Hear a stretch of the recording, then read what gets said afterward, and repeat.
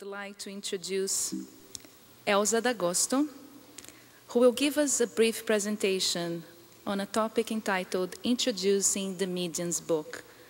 Elza D'Agosto started a study group at her home in 1997, joined the Spiritist group Love and Light of Newark, New Jersey in 1998.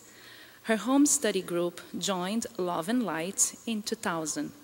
For Love and Light, served on the board of directors since 1999 as vice president, president, and vice president currently. She is the current secretary of the United States Spiritist Council, member of the American Translators Association since 1995, member of the Portuguese Language Division, Literary Translation Division, Medical Division, and Science Division, National Council of Nonprofits, and National Notary Association and Amnesty International. Elza worked in the financial division of AT&T for 20 years and Prudential Insurance Corporation for 5 years. She has also worked for the Brazilian General Consulate in San Francisco, California. We welcome now Elza D'Agosto.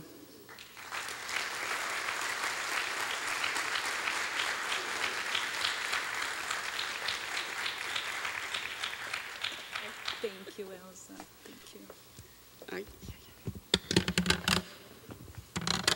She forgot to mention Chief Bottle Washer.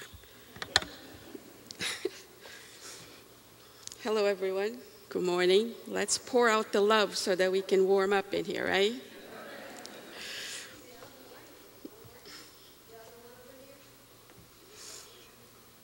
My job is really easy today. It's to introduce the Medium's book.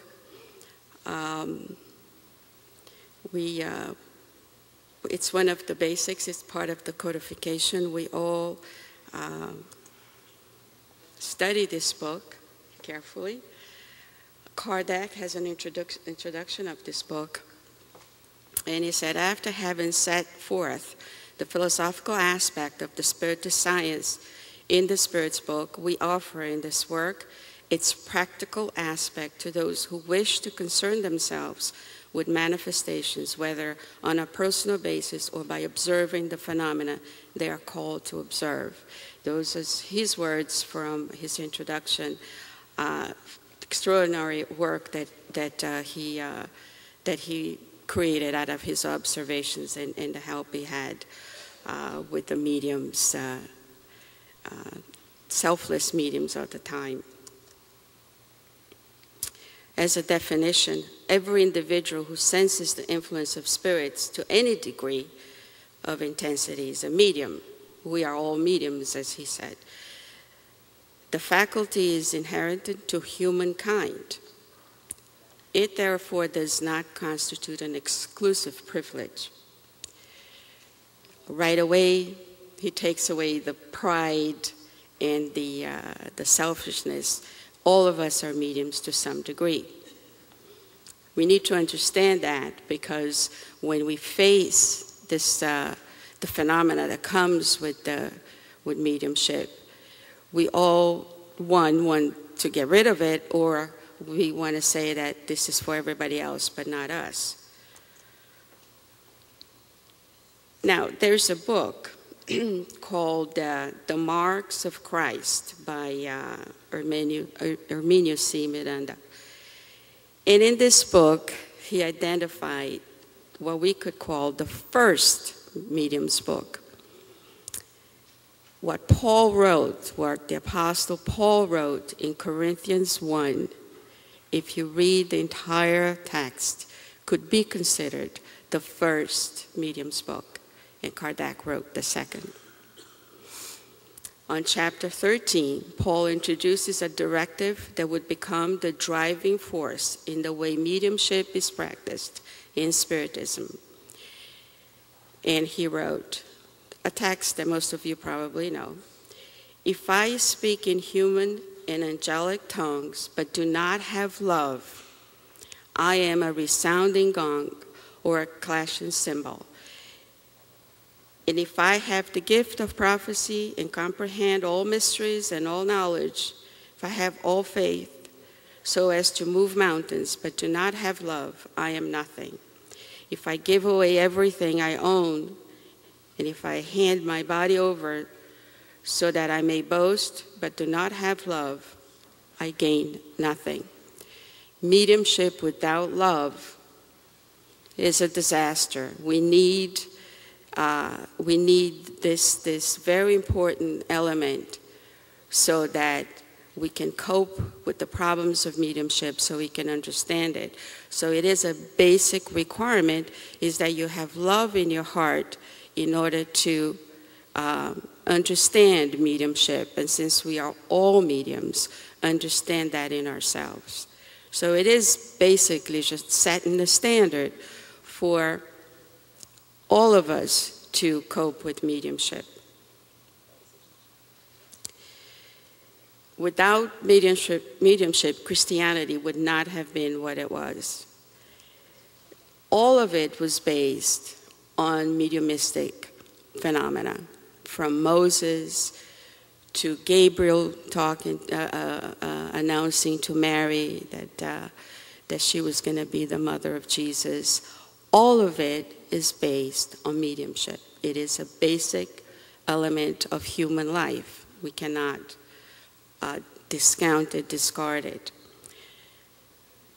And in Acts, Luke wrote, now there were in the church of Antioch prophets and teachers, Barnabas, Simon, who was called Niger, Lucius of Cyrene, Manaen, who was a close friend of Herod. While they were worshiping the Lord and fasting, the Holy Spirit said, set apart for me Barnabas and Saul for the work to which I have called them. Then, completing their fasting and prayer, they laid hands on them and sent them off. It is the preparation of the mediumistic work that mediums need to start with. Is the fasting, the praying, and then setting out to work. It started, everything always starts with mediumship. It is the basis for, it is a way that God will talk to us often through mediumship. So through the mediumship of the Fox sisters, spiritualism started and spiritism started. Again, it was the mediumship of these two young girls that gave us the mediumship that Kardec used then to write and to collect the Spiritist data so that he could write the books. The introduction, I believe, needs to give you an idea, part 1 and part 2. He wrote it with such an extraordinary vision. This book is still quite valid and needed today. He writes his observations, explanations, sets the stage. He explains everything clearly. The second part about spirit manifestations, there's so many questions all the time about how spirits manifest, and he broke it down. The medium's faculties, he identified them, he cataloged them, he explains them all. How to talk to spirits. All of the questions that we could ask, he already answered at this point. The meetings and societies, he went as far as to tell us how to set up these meetings and how to organize a society, how to legalize a society. He spoke about the Parisian Society for Spiritist Studies, which he created. And then he had dissertations by spirits, and now we have a Spiritist glossary. But he covered everything. He was thorough in helping us understand this. One thing that I think is interesting and very useful, at least I've used it several times, is what he wrote about the theories. Because as he started to explain it, there were so many theories, and I list them all over here for you to have an idea. We're not going to go in through them, but even this crackling tendon theory to explain mediumship. How does it happen? Ignorance is really hurtful at times, and people came up with some outlandish explanations of mediumship, what it is and how it works. And they, of course, we're always looking for whatever idea that they had that was usually based on their own needs and based on the fact that they thought they were being fooled. So all of these theories are very interesting for us to read because we find these today. We find many of these objections. They're given us as objections to mediumship.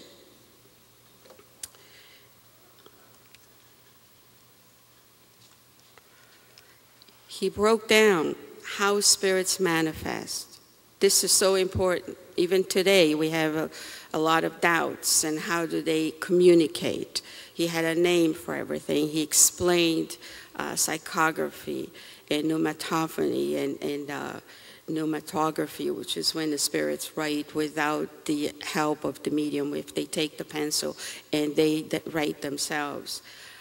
All of the medium's faculties, physical effects, which is so important for us to understand, separate our ability so that we can understand them and cope with them, as each one of us will receive these informations or intuitions, inspiration from the spirit world, from our guardian angels, from everyone. So from meetings and societies, I gotta hurry up a little bit. This chapter I thought was so genial. He has, in this book, you'll find messages that came from spirits who gave these names. And why would he put this in this book? Was to show us the care that we need to have when we interact with the spirit world and accept these messages. We don't know who they are. And he writes very clearly that there are tests and that you cannot. However, they do not hold up under serious examination. So even though he put the messages on the book, he's explaining that we need to be careful. So he's preparing us for this. Interesting, Emmanuel wrote, each medium according to his or her own merit, we naturally obtain and give what we have. And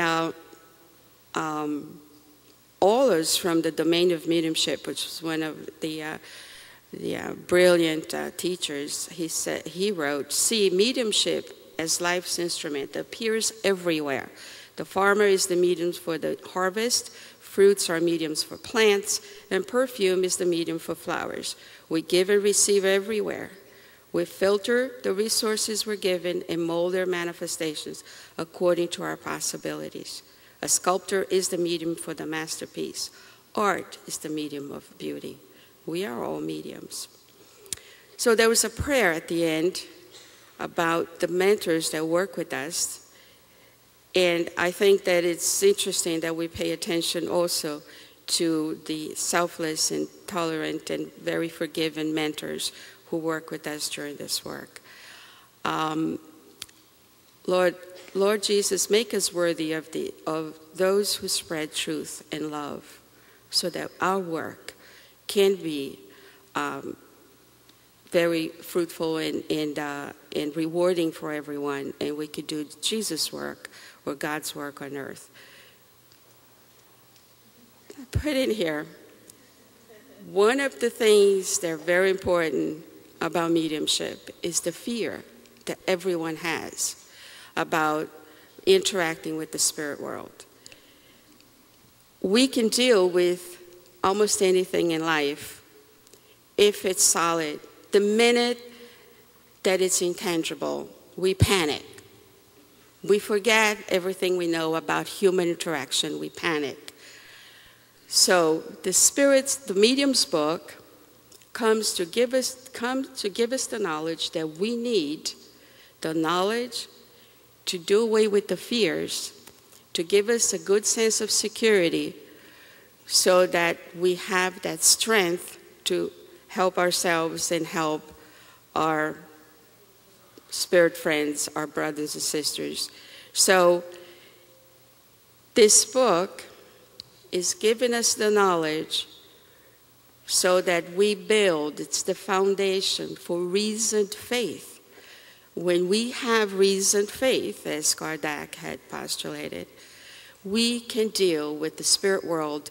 There are no demons, no Satans. There are no souls out there, or spirits, that we cannot help, because we are stable, we are balanced, based on the knowledge that the medium's book gives us, without fear, without ignorance. And that's the best introduction to the medium's book, is to dispel fear, ignorance, and gives us that sense of security, that strength, reason, faith. I thank you all for your attention. Let's try to keep calm. Thank you so much, Elza.